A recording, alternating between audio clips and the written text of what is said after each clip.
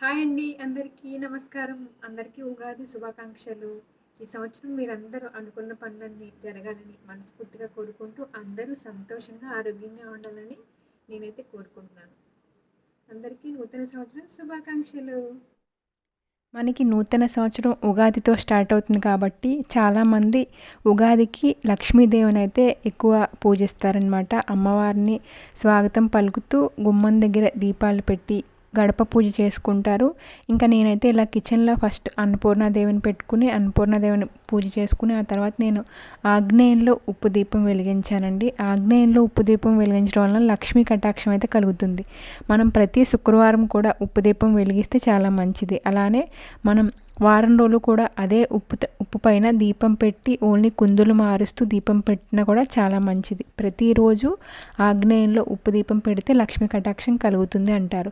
చాలామంది ఉగాది రోజు అయితే గ్రామ దేవతలకు పూజ చేస్తారు కదండి. మా అమలాపురం గ్రామ దేవత సుబ్బాలమ్మ తల్లి. ఇది ఉగాది రోజు నా వీడియో. మీ అందరికీ నచ్చిందని అనుకుంటున్నాను. నచ్చితే లైక్ చేయండి and do subscribe. Thank you for watching.